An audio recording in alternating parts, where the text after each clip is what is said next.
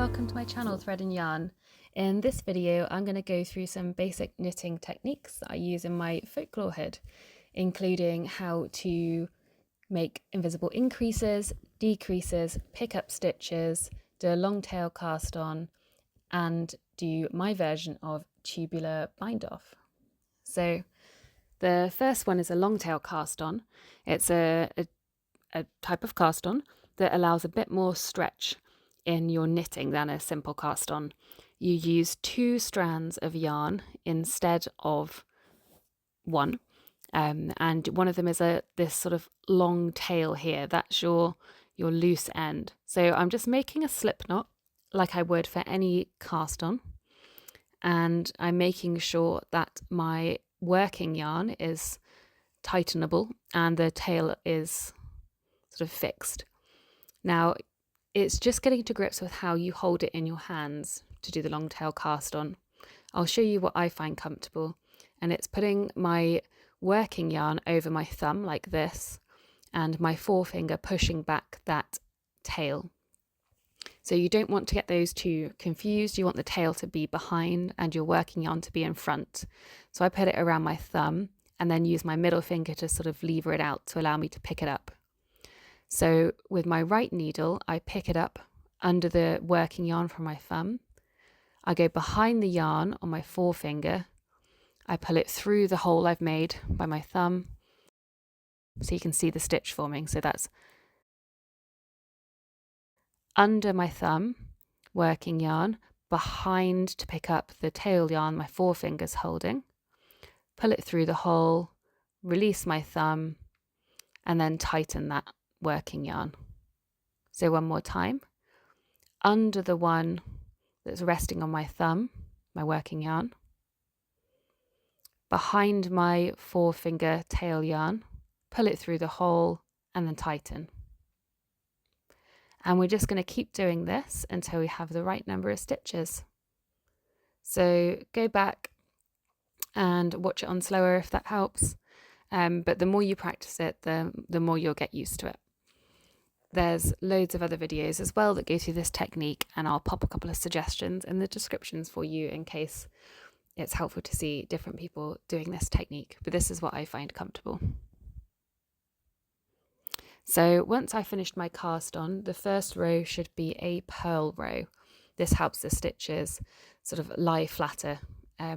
So just as I would normally, don't mind me, I'm holding my yarn in a continental way. I'll swap it to English. There we go.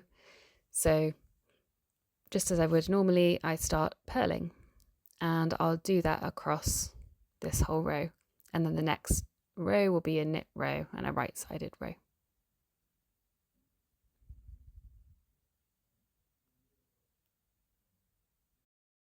So next we're going to be picking up stitches. Now this is something that can be tricky at first, but is just something you, again, will get better at with practice. You're looking to pick up to make one new stitch or down the side of all of these stitches. So you're picking up one stitch per each sort of horizontal stitch. And what we do is find the gap in between the stitches, and I put my right needle through that hole, I wrap the yarn around and I pull it through. And make sure you're picking up in the same line each time. That's really important to give it a really nice, neat line. And each time I'm making sure I'm picking up a whole stitch. So you'll see that there are 2 legs, not just one, but 2 legs of the edge stitch that I'm picking up. And this creates a nice, neat, strong picked edge seam. And you can see I'm just moving across from the right to the left, picking up stitches. And I'm just going to keep doing that. And if you knitted the right number of rows, you should be able to pick up the same number, one less stitch than that. So you can have a go on your swatch or something first, might be a good idea. But if you see, if I keep picking up in the same hole each time, then I get this nice neat line all the way down the edge, and that means I haven't strayed over into picking up more than one edge stitch. So I'm only ever picking up 2 legs, which is 1 whole edge stitch, not 1 leg, not 3. And that keeps that nice neat line because that's part of the design of the hood. So in the hood, you'll end up working from right to left, and then you'll go knitting across the back stitches, which are the stitches held on your needle, on the left needle, and you'll just work your way across those. And once you've done that, you'll pick up your stitches in exactly the same way again down the right hand side.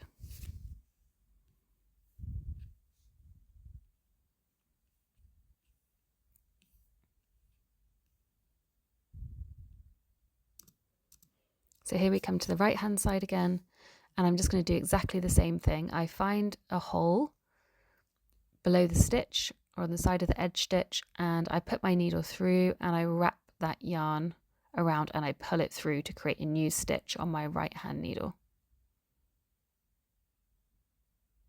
And I'm just going to do that all the way to the end. And then it creates this kind of U shape. And next up we have increases. So I like to do what's called an invisible increase, so you can look that up as well. But if I start off by doing the make one left, which is a left leaning increase, what we do is I follow the pattern, knit to my marker if that's what it asks.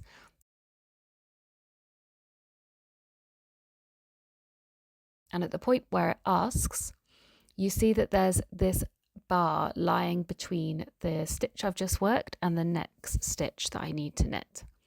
So with my left needle, I go from front to back and I pick up that bar and I put it on my left needle, sort of pulling it through as if it were a stitch.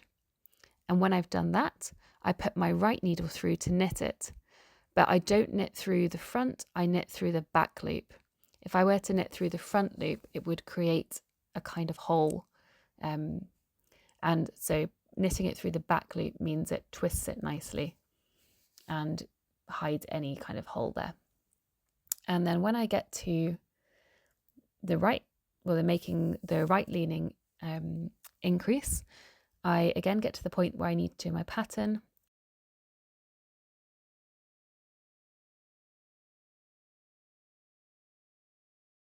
With my left needle, I pick it up from back to front this time, and I just do the opposite. So this time I'm knitting through that front leg instead of through the back. And this has the same effect in that it twists it. You can see if I were to knit it through the back leg instead of the front, it would create a little hole, which is not what we want. So again, I'm just going to let you pause and rewind and rewatch that.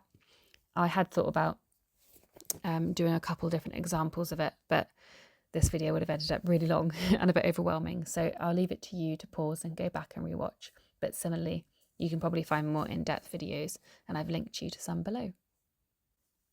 Right, moving on to the decreases. So again, I've got my markers in place, and in this case, like in my pattern, we're knitting to 2 stitches before the marker. And we're going to start off with a SSK or a slip knit. So I'm just getting to that point. And then knit-wise, so as if I'm going to knit the stitch, I use my right needle to pick up that stitch and I just put it on my right needle. That's slipping it once. But it's slip knit, so I pick up another one as if I'm going to knit it and slip that too. Now the decreasing part comes with my left needle. I push it through both of their front loops and I knit them together in that way, pulling that yarn around and then pulling my right needle through to create one stitch.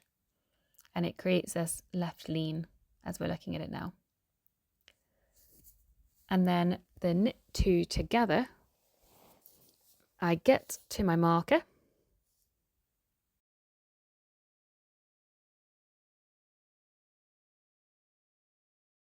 I slip my marker like the pattern asks, And then this time I am going to leave these 2 stitches on my left needle, and I'm going to pick up their front loops, their front legs of my right needle, but I'm not going to push it off. I'm just going to push it through, and I will wrap my yarn around my right needle, and I'll pull it through, knitting them both together. And that will face the opposite direction to the slip slip knit, which can create a really nice pattern down the back of the hood. And you can see when you lie it out, especially once you've done a couple, that you start to get this nice effect where the outside stitches stay in columns, and then the decreases start making their own pattern from the middle. Next up is cast off. You can cast off in a basic cast off, but it doesn't have a lot of stretch. Because we want this to go around your face and sit comfortably around your neckline, get it comfortably over your head, you want a cast off that's got quite a lot of stretch. Tubular cast off has that, but traditional tubular cast off has 1x1 rib, whereas we've got 2x2 in this pattern. I find that most instructions show you to convert the 2x2 rib into 1x1 and then cast off in 1x1 tubular rib. I don't think it looks that neat. You're kind of dragging stitches over, and it kind of loses the definition of the 2x2 rib, which is a shame because it's really pretty and you get this nice sort of bounced, almost scalloped edge. So I, along with my partner, have been working out a different way of doing this. I don't know if it's something other people do already. I may not be inventing something here. I'm sure it's something that's relatively common. I couldn't see any examples of it though when I was looking for it. So it's not perfect, but I think it looks a lot neater and it does maintain that shaping more nicely, I think. So I thought I'd show you my version in case you'd like to cast off with this. You can try it on a sample like my one here if you like. But tubular cast off does take a little bit longer because you use a tapestry needle to weave in and out of the stitches. So it's like a sewn bind off. But it does have a lot more stretch. Then you need a attached piece of yarn. So my working yarn I haven't cut yet, even though I finished. And I am going to make sure I have 4 times the length of the piece that I need to cast off in tail yarn. I often find that 3 is enough, to be honest, but the standard is to say 4. So, and it's rubbish to end up with not enough. So once you find out that length, you cut it off and thread up your tapestry needle. Obviously in the pattern, this will be in the round, so this is slightly different, but it's easier to show you a flat sample for now, but I'll show you how to finish it as if it were in the round when we've done this sample. So when it's in the round, this right hand first knit stitch would actually be connected to its neighbour because there is no sort of start and end, so it won't be sort of loose on the end like this. But just for demonstration purposes, I'll show you how to do it like this. When it's in the round, all you do is put your tapestry needle in knitwise into that first stitch, and you pull your thread through and you pull that stitch off. And we will come back to that stitch because in tubular bind off, each stitch is worked twice. Now I put my needle in again into the next knit stitch knitwise, push it through, but this time I don't pull it off. I'm pulling it taut, but it's not yanked really tight because again, we don't want this to be too tight. Now with my needle, the next step is to go behind my knit stitch, and I come out in between the knit stitch and the purl stitch. I'm not going through any stitch here. I'm going in the gap between them. And then I need to go back through to the other side. And what I'm going to do now is go in knitwise through this first purl stitch, making sure to go in between the 2 legs, that purl stitch. And then it's time to take my first knit stitch off as it is here. So I put it in through knitwise and knock it off.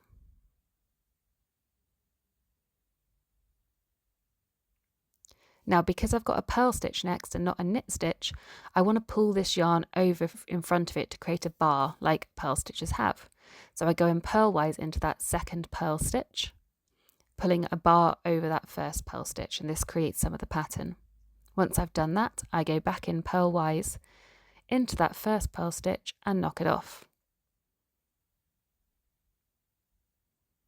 Now, this is where it differs from 1x1 rib, because normally you'd have a knit stitch next and you could go behind. But we've got a purl stitch, so we want to create a bar, and we're going to go in front. So we go purlwise into that second stitch, which is a knit stitch. Pull it through, creating that bar. And then, you might have guessed, we then go in purlwise into that first purl stitch and knock it off. You might start to see a pattern forming, but we've got a knit stitch next, so we don't go over in front of it. We want to maintain that pattern. So I'm going to go behind instead. So I go in between the gap of the first and the second knit stitch, not in a stitch, but in between that space between stitches. And then I'm going to go knitwise into that second knit stitch, not over in front, knitwise in,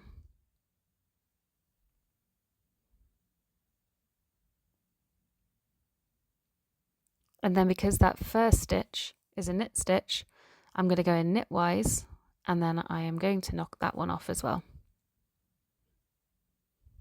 And then when I pull this back, you can start to see the rounded effect of the knit stitch over the top. It makes it look like it doesn't have any start or finish. I quite like that. And then the second stitch is a knit stitch, so I'm not going over the top. I'm going between the stitches again, behind it. And then I'm going to go knitwise into the first purl stitch there, which is the second stitch. And then I'm going to go knitwise into this knit stitch and knock it off.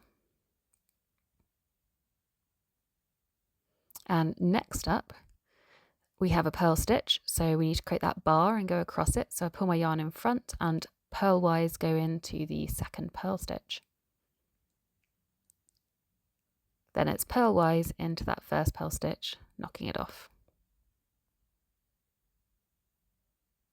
And because we've got a purl stitch again, we're going to go purlwise into that knit stitch.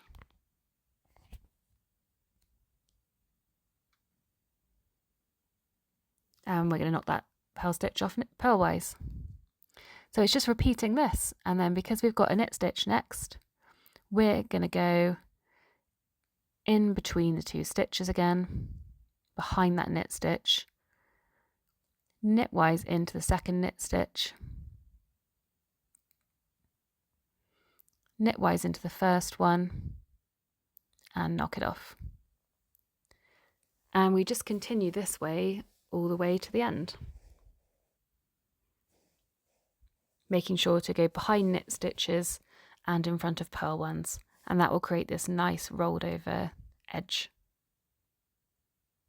It does create a slight drag on the second knit stitch compared to 1x1 tubular cast off, but it's so much neater in my opinion than converting the last row of a 2x2 rib to a 1x1 rib and then casting off in that way. So I'm just going to keep going with this.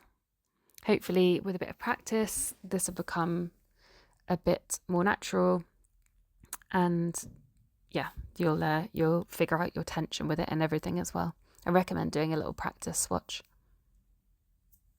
but I'm just going to keep working through this.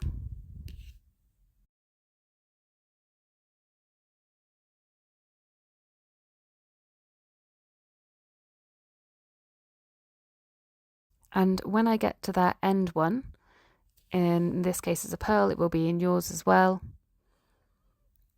I'm obviously in working it flat at the moment, but I'm going to pretend as if I'm doing it in the round. So I've joined it together here for you. You need to find that original knit stitch, put your needle through it purlwise, like you would if you were still doing bind off, and then again put your needle through purlwise through that purl stitch and knock it off because it's had its two stitches go through it now. Pull that taut, Now technically you're done, but what I like to do to maintain the shape here is to find that knit stitch again, and I pick it up with my tapestry needle, even out the level between the start and the finish, and it also means I can pull that stitch over towards the back, which helps to create that rounded shape. So I've just turned it inside out, and I'm going to fix it in by just pulling it gently and then weaving in my end.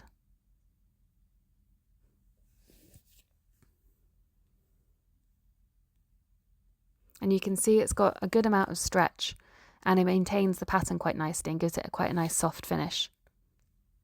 Here it is on my hood here. I've done it all the way around the face edge and on the neck edge, and it just makes it feel quite comfortable and gives it a slightly more professional finish, I think. So the last thing I wanted to show you is blocking. Blocking is something this hood really benefits from, because whether you picked up the stitches, their tendency is to curl sort of inwards and underneath towards the seam. And that's the same for the face ribbing. So a blocking is something that helps the stitches relax. So that's why I recommend using a pure type of wool in this pattern, not acrylic. I'm making up a little bath here of wool wash and very cool water, not freezing, but not very warm at all, because we don't want this to start felting. And I'm just making sure it's fully submerged and all the fibres are wet, so I'll probably leave it in here for a few minutes as well. Now what I do to get most of the moisture out is to lay a towel down on a table, pop my make over it, and then roll the towel over the top. It takes out so much water from wool. And now I'm just laying it on another towel above my dehumidifier, just to help speed it up a bit. And you can see already just by getting it wet how it's all relaxed and it's not doing that really intense curling in anymore. But while it's wet, I'm just going to shape it. I'm going to finger press out and flatten out that ridge so it's not so extreme. I wanted a bit of it there because it was some of the design feature, but you don't really want it all curling inwards. And I'm making sure the rib's sitting nice and flat. I'm just taking this opportunity to gently ease out the shape. And then I'm just going to let that dry. If you've got a blocking board, it's probably a bit more professional than what my setup is here, but that's great. Don't overstretch the hats because you don't want it to be baggy. It's just gentle shaping. And that's it, you're all done. I hope those techniques were helpful. I know I whizzed through them a bit because there were quite a few of them, but I've put some more resources in the description, and you can also go back and rewatch any of them.